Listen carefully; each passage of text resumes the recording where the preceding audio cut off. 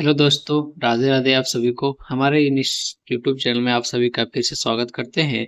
और आज हम क्लास 8 के लिए जो आने वाली परीक्षा बहुत ही नज़दीक में है, तो झारखंड बोर्ड क्लास 8वां के लिए हम आज स्टैटिक्स के कुछ इम्पोर्टेंट क्वेश्चंस को बनाते हुए जा रहे हैं, ताकि इसमें जो भी बच्चे फंसे हुए हैं उन सभी का जो है चीज़ें क्लियर हो जाए। तो इस टॉपिक में हम लोग को सबसे पहले पढ़ना क्या है कि एक होता है, पहला टॉपिक पूछा जाएगा एग्जाम में कि मिलान चिन्ह क्या होता है। ठीक है, तो देखिए मिलान चिन्ह का मतलब क्या होता है, इसमें हम लोग को लाइन खींचने के लिए दिया जाएगा। जैसे कि इस तरह से लाइन खींचते हैं, इसको हम लोग मिलान चिन्ह के नाम से जानते हैं। ठीक है, तो इस प्रकार से इसमें कोई भी बच्चा मिस्टेक ना करे, इसके लिए आप कैसे इसको करिएगा। देखिए हमेशा क्या होता है, पांच पांच का एक पेयर इस तरह से बनता है। ठीक है, उसके बाद आपको कोई भी संख्या दिया जाएगा, इसी पेयर में आपको बनाना पड़ेगा। जैसे कि सवाल पूछेगा कि बताइए 13 का मिलान चिन्ह क्या होगा।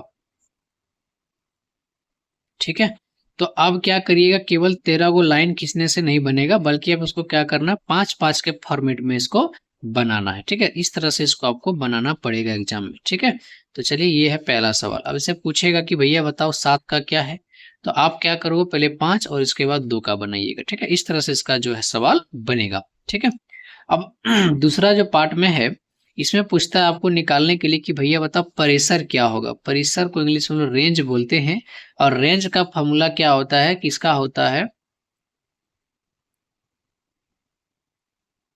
अधिकतम मान में घटा देंगे न्यूनतम मान को। ठीक है, ये इसका फॉर्मूला बनता है। ठीक है, अब इसे मान लीजिए आपको कोई एक सीरीज दिया जाएगा।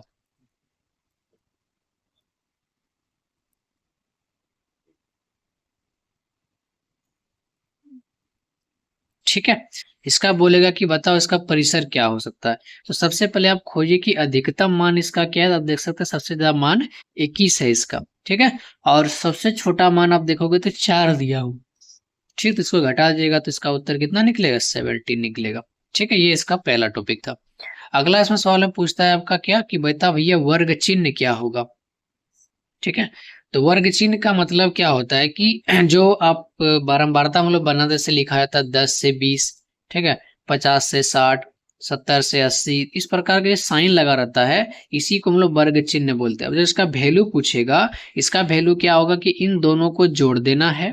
ठीक है जी, और इसका आधा कर देना है। ठीक, जैसे 10 और 20 कितना होता है, 30 होता है, और 30 का आधा कितना करेंगे, 15, इसका उत्तर हो जाएगा। ठीक है, इसे इसको जोड़ेंगे तो 110, 110 का आधा कितना होता है, 55 होता है। इसको जोड़ेंगे कितना होगा, 150, इसका उत्तर कितना होगा, 75 होता है। ये इसका उत्तर होता है।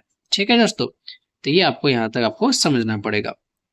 ठीक है, अगला जो क्वेश्चन पूछता है उसको बोला था कि वर्ग माप बताइए।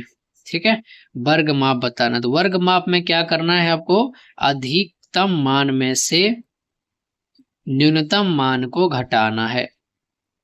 ठीक है, या फिर इसको ऐसे बोल सकते हैं कि ऊपरी सीमा माइनस कर देंगे निम्न सीमा।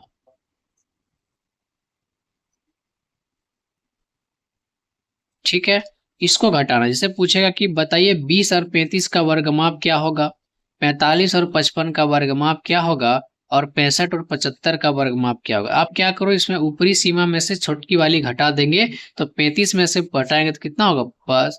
इसको घटाएंगे तो 10, इसको घटाएंगे तो भैया 10। तो ये इसका वर्ग का माप हो जाता है। ठीक है, चलिए अब आगे देखते हैं नेक्स्ट।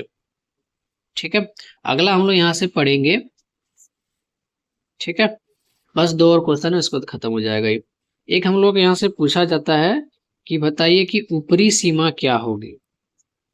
ठीक है, ऊपरी सीमा का मतलब, या फिर पूछता है एग्जाम में कि भैया बताओ इसका निम्न सीमा क्या होगा। ठीक है जी, तो देखिए आपको क्या करना, ऊपरी सीमा का मतलब जो भी आपको देगा, एक कोई भी सीमा है। ठीक है, ये माप है हम लोग का बारंबारता सारणी का। तो इस पे आपको क्या करेगा, बोलेगा बताओ इसका ऊपरी सीमा क्या होगा। ठीक है, ऊपरी सीमा का मतलब होता है बड़ा वाला मान, और निम्न सीमा का मतलब होता है छोटा वाला मान। ठीक है, तो ये इसका क्या होगा, ऊपरी सीमा, और ये इसका क्या होगा, निम्न सीमा। अब इन दोनों को याद रखिएगा, बाकी सवाल आपका बन चुका है। ठीक है, तो ये इसमें 5 टॉपिक है, 4 पूछा जाता है। ठीक है, तो आपको अच्छे से कर लेना है, ताकि एग्जाम में एक का दो सवाल इससे देखने को जरूर मिल जाता है। ठीक है दोस्तों, तो चलिए आज का क्लास इतना ही। थैंक यू सभी को, और आप अच्छे से पढ़ते रहिए क्योंकि टाइम ज़्यादा है नहीं। आपका पेपर 24 फरवरी को ही रखा गया है। ठीक है, और टाइम आप लिखें तो आपका आज से लेकर के 20 दिन बचा हुआ। अच्छे से मेहनत करिए और जितना उससे क्वेश्चन होता है अच्छे से आप पढ़िए, और इसको भी देख लीजिए, थोड़ा रिविजन करने के लिए आप इसको देख सकते हैं। ठीक है दोस्तों, चलिए बहुत बहुत धन्यवाद आप सभी को। और हमारे इस चैनल में अगर नए आप जुड़ते हैं तो चैनल को लाइक करिएगा, सपोर्ट करिए और शेयर भी कर दीजिएगा, ताकि हम आने वाले जो दोस्त होंगे उनके लिए भी अच्छे अच्छे कंटेंट तैयार कर पाएंगे। ठीक है दोस्तों, चलिए धन्यवाद आप सभी को।